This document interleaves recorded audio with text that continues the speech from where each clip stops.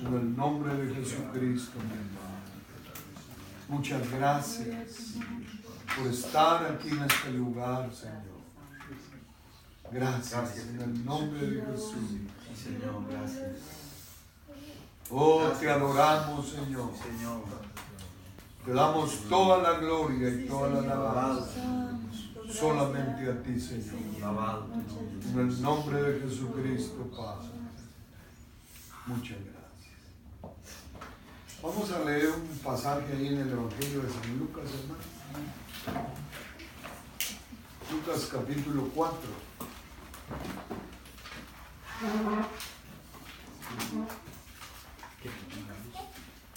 ¿Cómo la luz?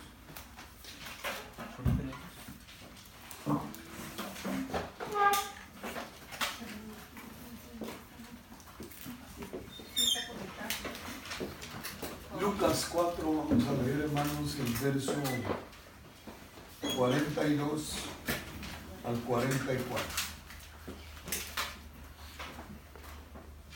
Dice así: cuando ya era de día, salió y se fue a un lugar desierto, y la gente le buscaba, y llegando a donde estaba le detenían para que no se fuera de ellos. Pero él les dijo: es necesario que también a otras ciudades anuncie el evangelio del reino de Dios, porque para esto he sido enviado. Y predicaba en las sinagogas de Galilea. Ahí deja. Fíjense que, miren pues, fíjense que este pasaje es muy significativo. ¿Saben por qué? Porque de una manera misteriosa Jesús comenzó su ministerio en Galilea. Él comenzó su ministerio en una ciudad en Caná de Galilea, precisamente en unas bodas. Ahí fue la primera vez que él inició su ministerio, Caná de Galilea. Y también cuando él se quiso revelar, ya resucitado a los discípulos, le dijo a las mujeres que lo habían visto resucitado en la tumba: vayan y díganle a mis hermanos, les dijo, que me verán en Galilea, que se fueran para Galilea, que ahí lo iban a ver. Y por eso les decía, fíjense que llama, no sé si les llame la atención, pero a mí me llama la atención cómo eran los galileos. Los galileos eran personas, eran hermanos, ¿va? Eran personas que siempre sintieron un aprecio, un cariño, una atracción por Jesús, ¿va? Siempre fueron así. Por eso es que muchos de los milagros que el Señor hizo, los hizo en Galilea. Y a mí me llamó mucho la atención que dice que en Galilea, cuando Jesús llegaba a Galilea, hermanos, a él lo detenían, lo agarraban literalmente los galileos, lo detenían, dice, para que no se fuera de ellos. ¿Va? Eso llama la atención. ¿Saben por qué? Porque yo soy pastor, he visto a la gente venir a aceptar a Cristo, perseverar un tiempo y después ya no son nada. ¿Va? Como que no fuera significativo el haber tenido a Cristo. Entonces llama la atención esto, a que lo detenían, lo agarraban literalmente a Jesús. Cuando Jesús llegaba a Galilea, ellos lo agarraban, lo detenían para que no se fuera de ahí con ellos. Y eso créanme, hermano, eso así deberíamos de ser todos los cristianos. Detenerlo, agarrarlo. ¿Saben cómo es este pasaje? Como el pasaje de Jacob. Cuando Esaú estaba a punto de cumplir una antigua amenaza de muerte contra Jacob, ¿verdad? Que lo tenía amenazado de muerte Esaú a Jacob. Y cuando Jacob venía ya con sus mujeres, sus hijos, su ganado, toda la bendición que Dios le había dado en Padán Aram, y Esaú oyó que venía Jacob, dice que venía con 400 hombres armados a enfrentar a Jacob y a cumplir la amenaza. Lo tenía amenazado de muerte porque le había, al parecer de Esaú, Jacob le había robado la primogenitura, pero legalmente el que la había menospreciado había sido Esaú.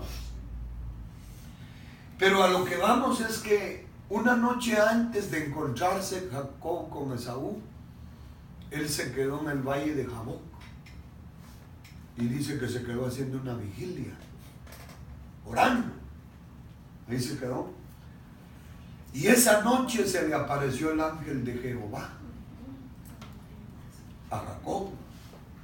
Y cuando lo vio Jacob, al ángel de Jehová, lo agarró. Se asió de él, dice, lo agarró, lo detuvo y no lo soltaba. Y aunque él le decía, suéltame porque raya el alba, y la determinación era tan firme que él decía, no te suelto hasta que no me bendiga. No te suelto hasta que no me bendiga.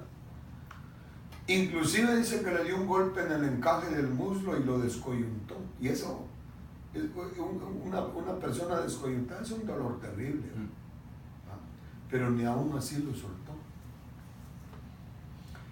Entonces, ¿qué es lo que uno aprende ahí? Que cuando uno tiene hambre de Dios, cuando uno tiene sed de Dios, cuando uno realmente quiere a Dios, nadie nos va a detener en lograr el objetivo, el fin, el propósito para el cual hemos conocido a Dios.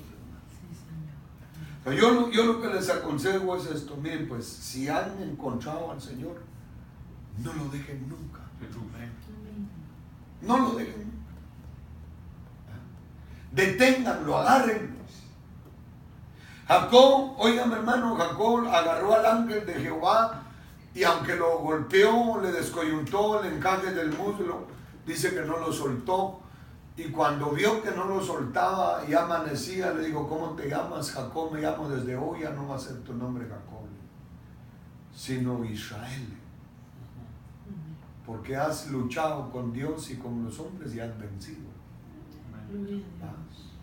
Entonces, el siguiente día Jacob, cuando iba desvelado por la vigilia, había luchado con el ángel, iba renco, chenqueando, como decimos, pero iba con la bendición. Con la bendición, al grado que esa mañana se encontró con su hermano Esaú y en lugar de venir a cumplir la antigua amenaza de muerte, dice que cuando lo vio Esaú de lejos corrió, se abrazaron y se perdonaron y Dios restauró todo.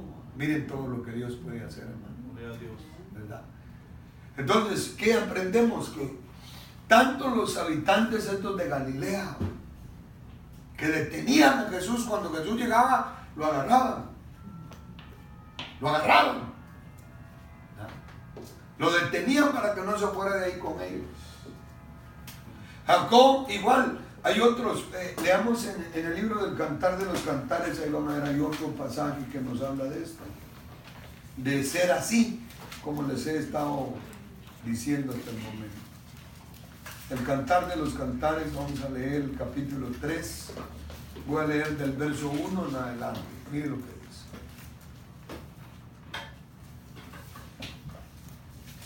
Por la noche, dice en verso 1, busqué en mi lecho al que ama mi alma. Lo busqué y no lo hallé. Y dije, me levantaré ahora y rodearé por la ciudad, por las calles y por las plazas. Buscaré al que ama mi alma. Lo busqué y no lo hallé. Me hallaron los guardas que rondan la ciudad y les dije, ¿habéis visto al que ama mi alma? Apenas hube pasado de ellos un poco, hallé luego al que ama mi alma. Oigan eso pues. Lo así y no lo dejé. Hasta que lo metí en casa de mi madre y en la cámara de la que me dio a luz. ¿Bien? Que hay otro pasaje semejante, ¿no? Solo imagínense aquí, porque el libro del Cantar de los Cantares, hermanos, tiene una metáfora y es la de Jesús y la iglesia. Esa es ahí está Salomón, va, y la Sulamita, va, pero el verdadero espíritu del Cantar de los Cantares es esa comunión, esa armonía, esa relación entre Jesús y su iglesia, y la iglesia y Jesús. Así deberíamos de ser los cristianos, con una comunión, una armoniosa relación, como se nota aquí en todo el libro.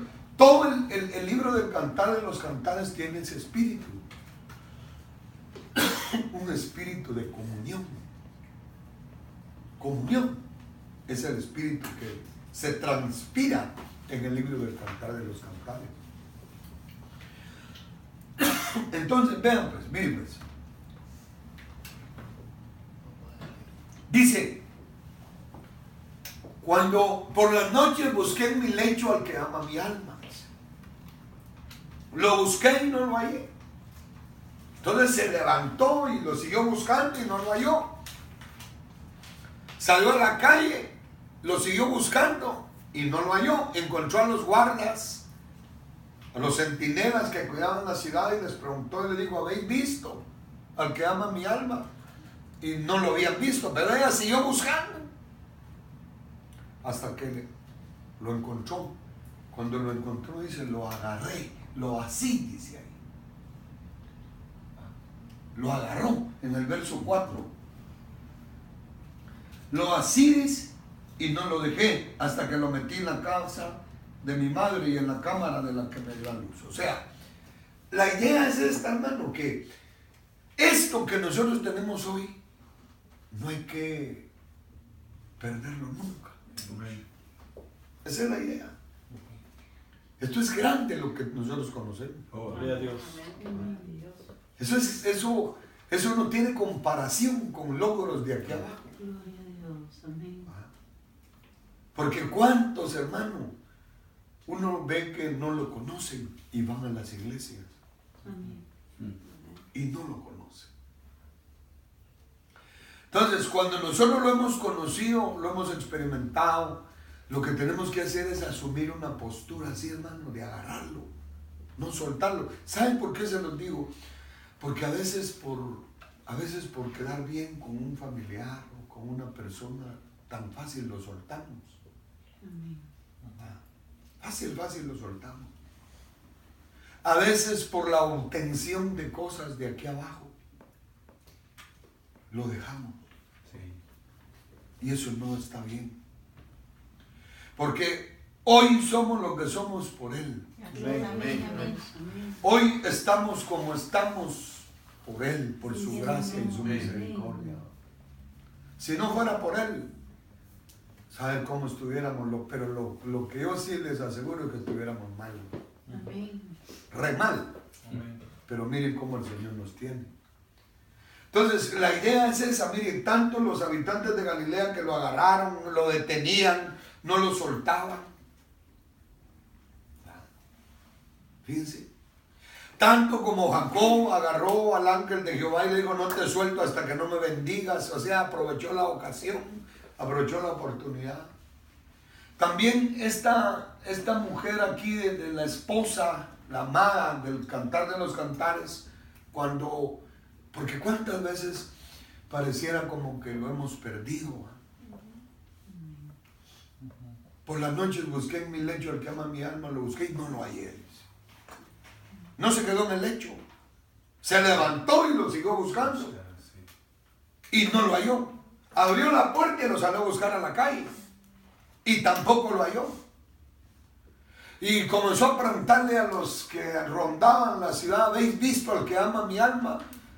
Y no le dieron razón, pero ella siguió buscando hasta que lo halló. Cuando lo halló, Dice que lo agarró y lo metió en la casa o en la cámara de la que me dio a luz.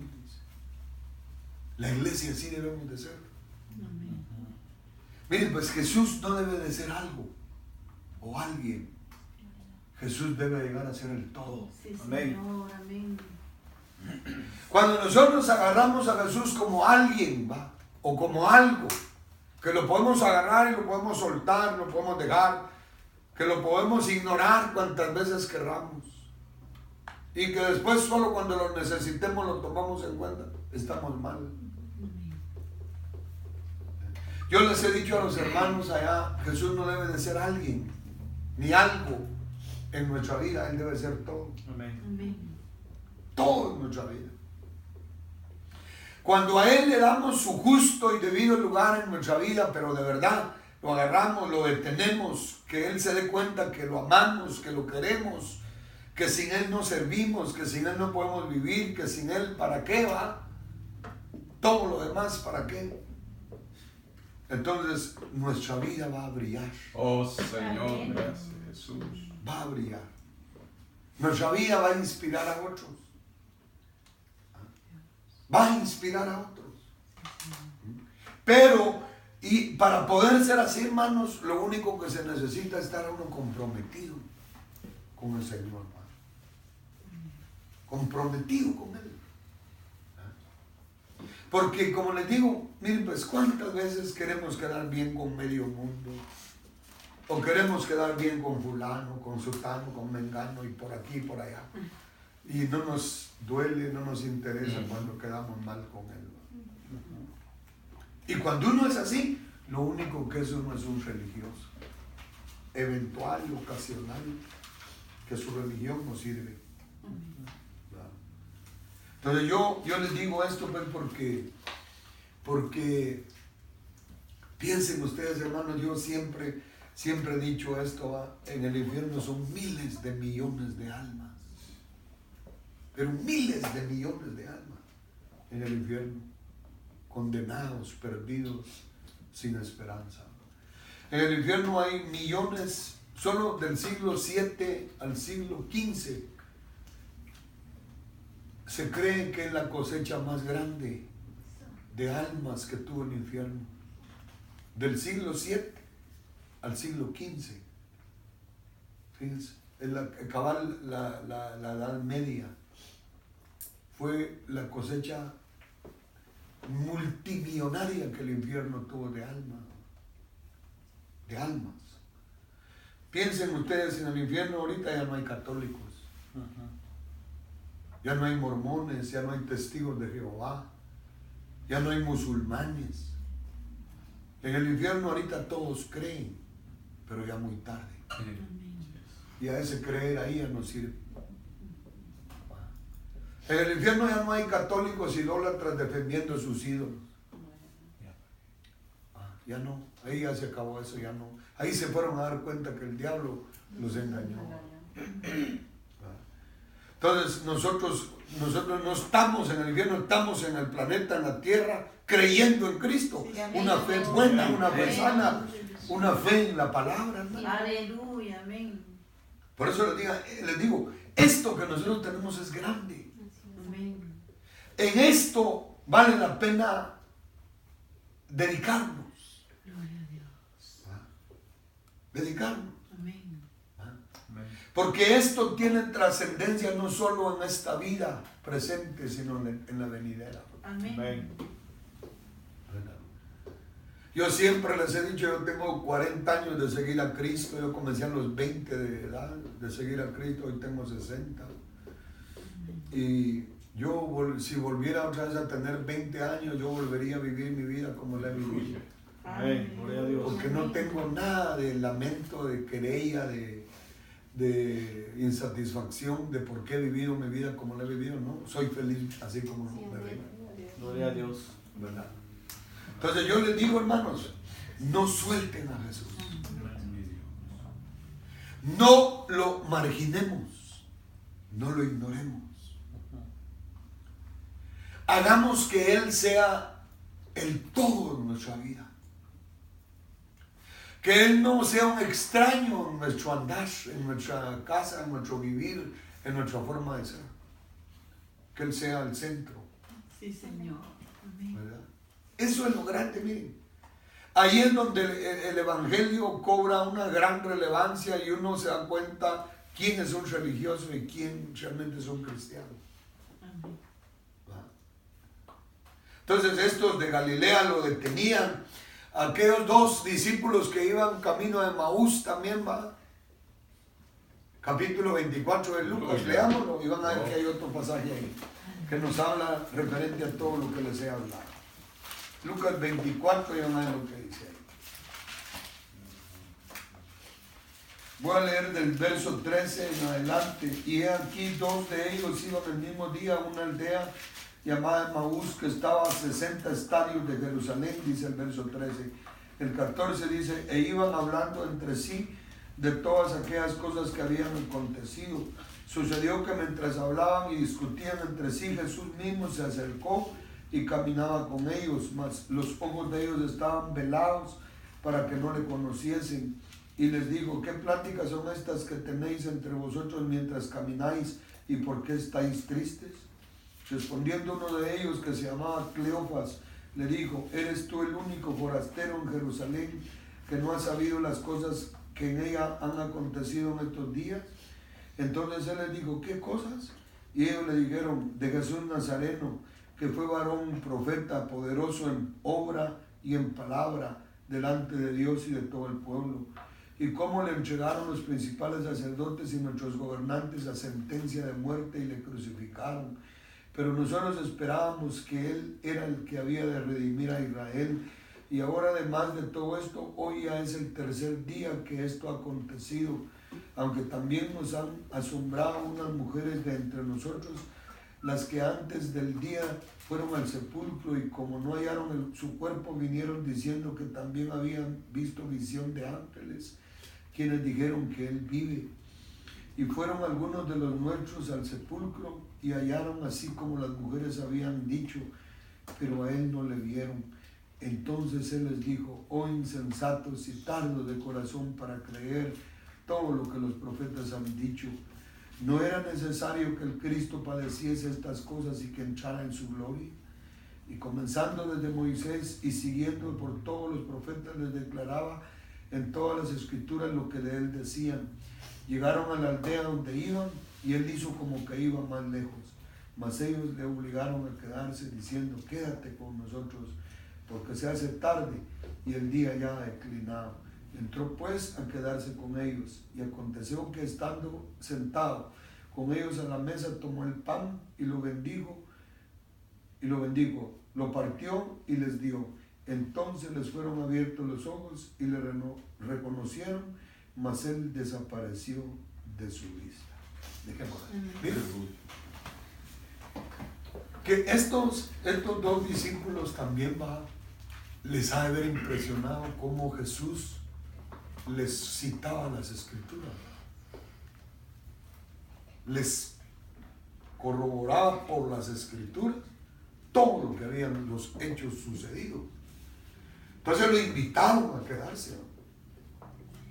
Pero a lo que vamos es a eso, que nosotros, hermanos, tenemos que partir de ese punto claro. ¿Tengo yo a Jesús en mi vida? Y si lo tengo, retengámoslo. Amén. Retengámoslo. Hay un versículo en el libro de Proverbios, dice en el libro de Proverbios, dice, el que me haya la vida. Leamos lo mejor en Proverbios 3, el verso 18 creo que es. Veamos a ver lo que dice ahí. Proverbios 3, 18, lo voy a leer. Dice, ella, hablando de la sabiduría que es Cristo, ella es árbol de vida a los que de ella echan mano, y bienaventurados son los que la retienen. Amén. Amén. A mí me ha gustado ponerles el ejemplo siempre a los hermanos de qué es tener algo y qué es retener. Digamos, yo tengo en la mano esta tapa de este termo, la tengo en la mano, pero retenerla es agarrarla fuerte, que no me la quite. Y aquí dice ella, hablando de la sabiduría que es Cristo, es árbol de vida a los que de ella echan mano. Y luego dice, pero bienaventurados son los que la retienen, es que agarrarlo, que no nos lo quite nadie. Amén. Que no nos lo quite nadie. Y fue justamente lo que hicieron los galileos en el capítulo 4 de Lucas. Fue justamente lo que hizo Jacob con el ángel de Jehová, que no lo soltó. Amén. Fue justamente lo que hizo la esposa en el Cantar de los Cantares, dice, cuando lo agarró, lo encontró fuera de la ciudad, salió a rondar la ciudad y lo agarró, no lo soltó hasta que lo metió en su casa. Gloria a Dios. Y así tenemos que ser los cristianos. Sí, Señor. Amén.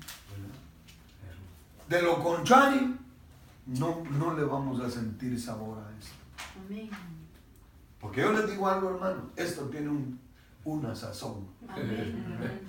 Esto tiene un sabor. Oh, Padre Santo. Amén. Esto, no hay nada que se iguale a esto, hermano. Créanme. La sazón, el aroma, el perfume, el sabor que tiene esto. No hay nada que nos lo dé en esta vida. Amén.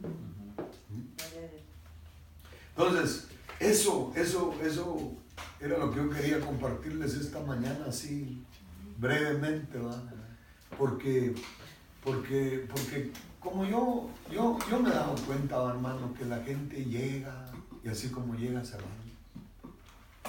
Ustedes observan, van a ver que los que llegan no perseveran, no se mantienen, no perduran, no son confirmados en la fe. ¿Va? Fíjense que cuando un evangélico es confirmado en la fe, pero confirmado en la fe, ese ya no fracasa.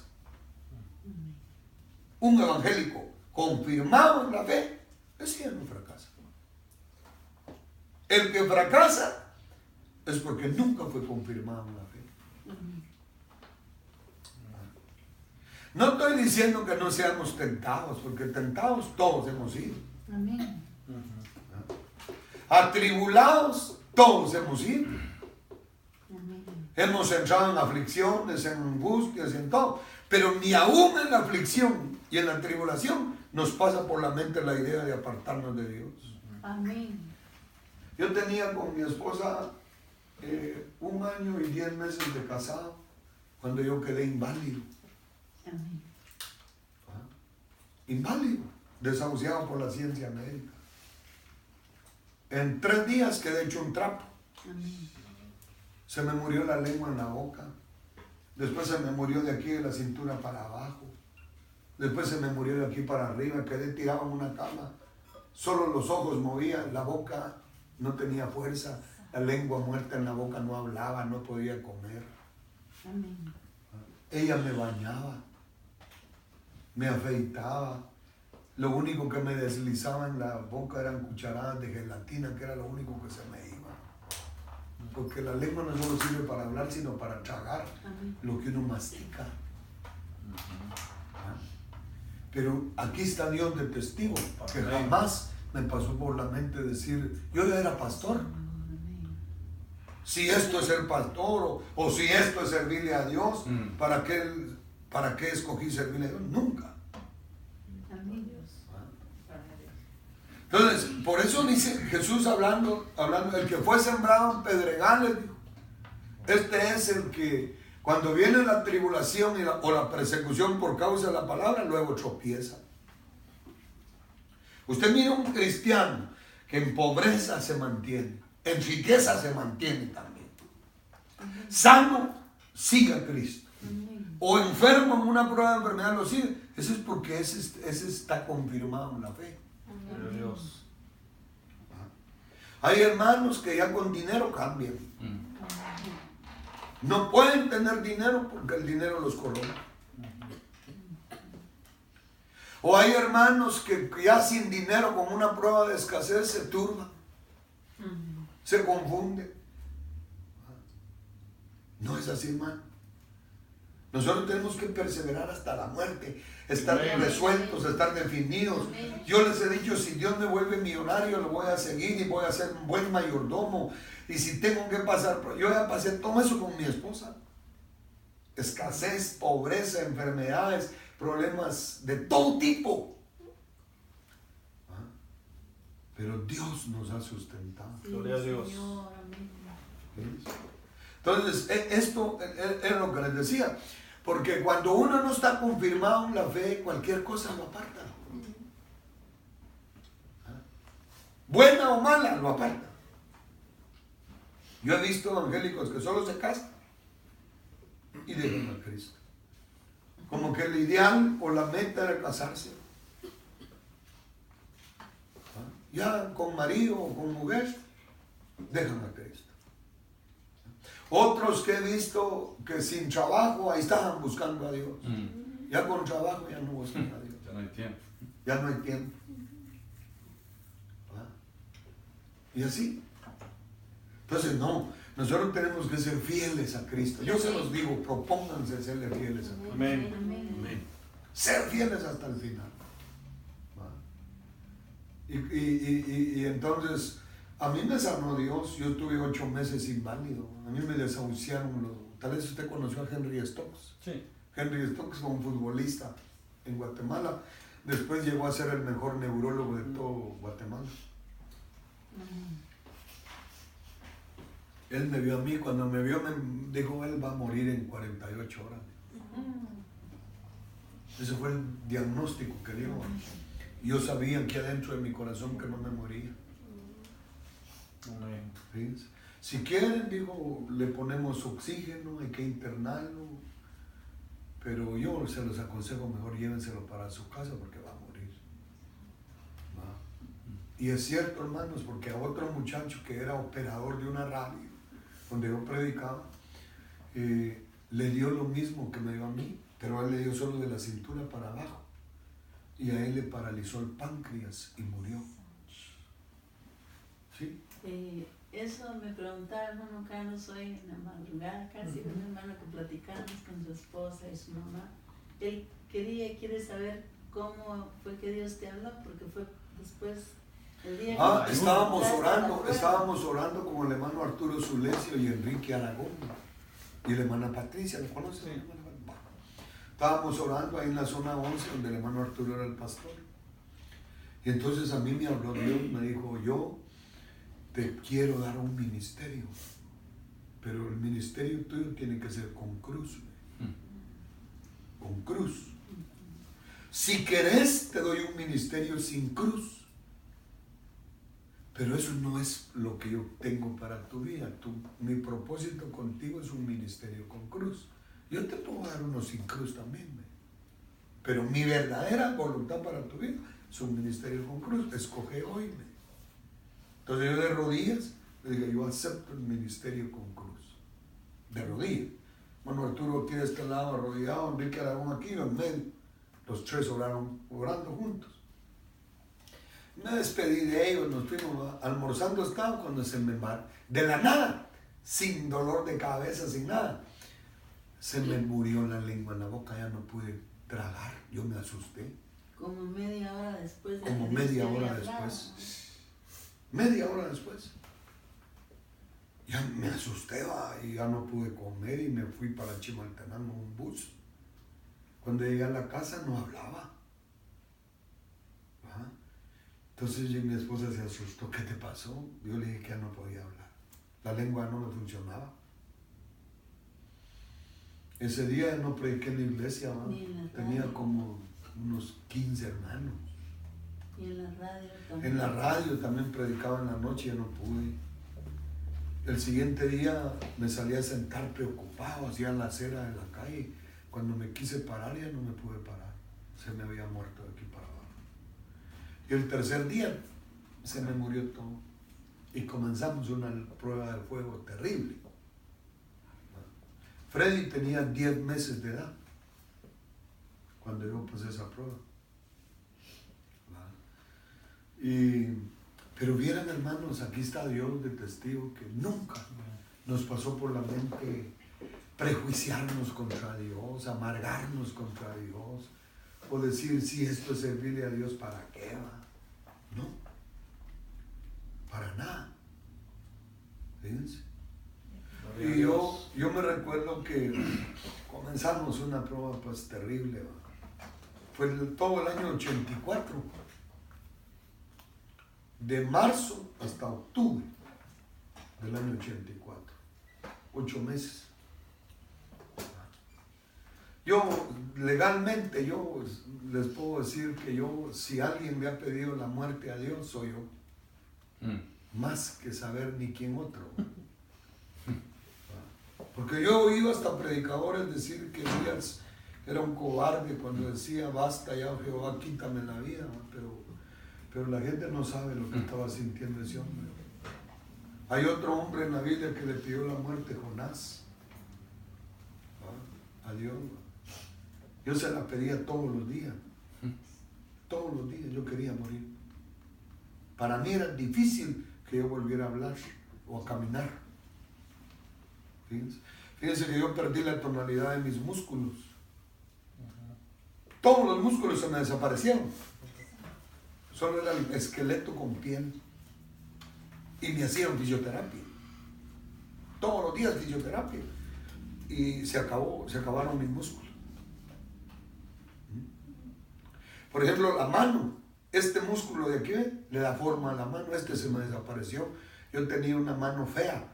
Un dedo enorme, este dedo. ¿Te acuerdas? Y todos estos músculos de aquí. Y eso es que me hacían terapia. Una hermana me llegaba a hacer terapia, una fisioterapista. Y no me cobraba ni un centavo. Me hacía 2 horas de fisioterapia todos los días, ¿no? Pero a lo que vamos es que el 31 de octubre de ese año nos volvió a hablar Dios, así como me habló el día que entré a la prueba. El 31 de octubre nos habló a los dos con ella y nos dijo, otra vez por el mismo hermano Arturo Zulesi, la prueba se acabó. Ganaron el examen. Gloria a Dios. Así nos dijo. Desde hoy los voy a comenzar a bendecir como ustedes nunca se han imaginado. Y miren, hermanos, desde ahí comenzó nuestra bendición. Gloria a Dios. Sí, Señor. Pero enorme. En todo sentido. La bendición. Entonces, les digo eso pues porque como hay hermanos que en la prueba se apartan, ¿no? Se turban, en la angustia se confunden. Y los miembros empezaron a... Cuando yo comencé la obra en el 81 con uno, en el 84 tenía 46 hermanos, 46, pero cuando me vieron inválido se fueron 42.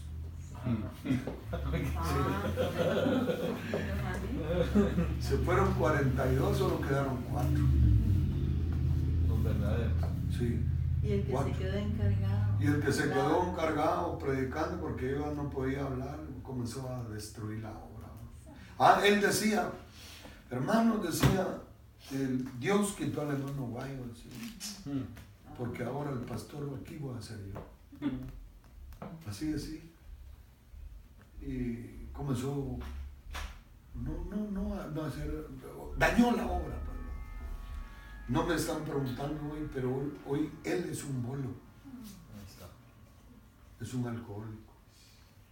Y Dios se lo reveló al hermano Arturo. Y Dios se lo reveló al hermano Arturo. Es que ese hermano Arturo lo usaba a Dios tremendamente con los dones espirituales. Fíjense. Entonces, a lo que vamos pues, hermano, es que hay que retener a Jesús con nosotros. Qué bueno que hoy lo tenemos, pero ahora hay que retenerlo. Tenerlo es una cosa, retenerlo es otra. A veces nos toca que escoger entre una persona y Jesús. ¿A quién escogemos? O cosas y Jesús. ¿Qué cosas escogemos?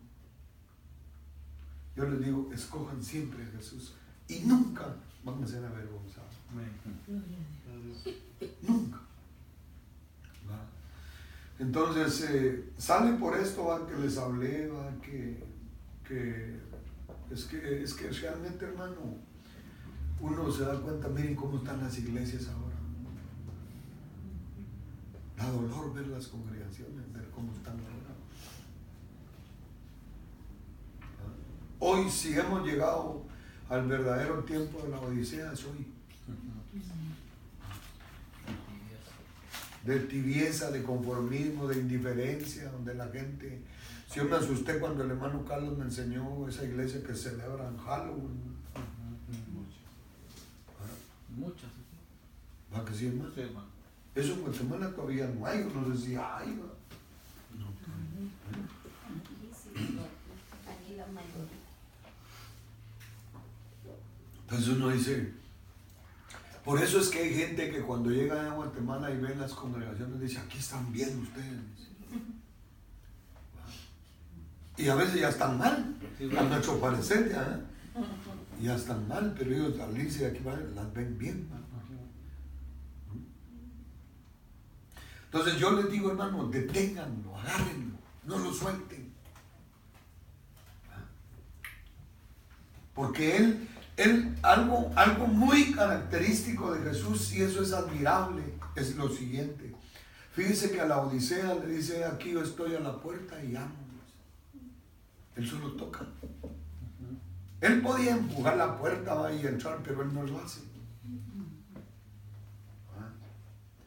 Aquí yo estoy a la puerta y llamo. Si alguno abre la puerta, entraré a él, cenaré con él y él conmigo. Pero es uno el que tiene que abrir la puerta. Él no nos va a obligar a abrir la puerta, ni nos va a forzar a abrir la puerta. Somos nosotros los que le cerramos, le ponemos más pasador a la puerta o le abrimos la puerta. Abrámosle, porque sin él no somos nada. Así es, Y estaríamos hundidos. Yo les digo esa prueba que pasamos con mi esposa, porque yo la pasé pues en carne propia, pero lo que ella pasó conmigo. Fíjense que había una hermana en la iglesia que le decía a mi esposa, ay, hermana Rubia, se llama mi esposa, hermana Rubia, ¿cómo aguanta usted esa prueba? Si yo fuera, le decía, yo ya me hubiera ido. Ella era la esposa del que se había quedado a cargo de la obra. Dejar al cuarto Me para él insinuaba también. eso, que me fuera y que lo dejara él solo. Qué aburrido. Fíjense. Así, hermano. Mujer de joven. ¿Sí? Entonces uno dice, realmente, por eso le digo, si el matrimonio es probado, el matrimonio es probado. Todo, la fe, todo es probado, pero así le decía esta hermana a mi esposa, ay, hermana Rubia, y si yo fuera, yo ya lo hubiera dejado. Porque ella miraba lo que le costaba a mi esposa bañarme. Fíjense que yo aguantaba 10 minutos boca arriba en la noche, acostado. 10 del lado izquierdo, 10 del lado derecho, 10 boca abajo, con almohadas aquí, y 10 sentados. Era un martirio toda la noche. Ella no dormía. Yo tengo, aquí hablo ante Dios, yo 25 noches no dormí. Conté las noches. 25 noches no dormí. Me destruyó el sistema nervioso, la falta de sueño. El sueño es alimento. El sueño es alimento para el sistema nervioso. Cuando uno se desvela mucho, el sistema nervioso se altera. Entonces, yo quería morirme, yo la muerte quería. Y cuando estábamos en lo peor de la invalidez, Freddy tenía como 1 año y 2 meses, porque de 10 meses Como de 9 meses o casi 1 año. 1 año, sí. Pero andaba todavía en el andador, en la araña. En la araña No andaba caminaba, Freddy cuando le dio una infección intestinal a Freddy. Y ella lo llevó con un pediatra, hicieron exámenes y le dieron antibióticos y todo para los niños. ¿Y qué? Nada. Y se nos comenzó a poner delgado. Ya se nos moría una noche. Una noche ya se nos moría. Y yo inválido. Entonces me recuerdo que le dije, yo ya comenzaba a querer hablar en cámara lenta. Hablaba yo. La lengua me comenzaba a funcionar, pero muy poco. Entonces yo le dije, ¿sabes qué? Poneme a Freddy aquí, yo estaba en la silla de ruedas. Ponémelo aquí en las piernas, me lo puso aquí. Levantame las manos, porque yo no movía nada. Levantame las manos y ponéselas. Y vamos a orar. Y comenzamos a orar. Pues yo oraba en cámara lenta, porque yo hablaba en cámara lenta. No hablaba fluido. Comenzamos a orar. Y esa noche me ungió Dios. Ahí sentado en la silla de ruedas, que oré en lenguas. En lenguas. Y yo sentí que me fluyó más la lengua, ¿va? Hablé mejor. ¿Va? Y oré. Cuando, fíjense hermanos, que estaba orando cuando me habló Dios. Me dijo, tomen un vaso con agua. Me dijo Dios, tomen un vaso con agua. Orá por el vaso con agua. Y le dan 3 cucharadas de agua al nene. Miren tan claro que me habló Dios, que yo le dije, paré la oración, trae un vaso con agua, vamos a orar por el vaso con agua, y le vas a dar 3 cucharadas. Miren, instantáneamente lo sanó Dios. Amén. Fíjese, hermano. Entonces yo ahí aprendí muchas cosas. ¿Qué es eso del vaso con agua? Eso no se puede poner como doctrina. Nunca hemos hecho eso así. Eso del vaso con agua es exactamente lo que Jesús hizo con el ciego, ¿va? Que escupió, hizo lodo con la saliva, le echó al ciego en los ojos y le dijo, ve, lávate en el estanque del Siloé y vas a recibir la vista.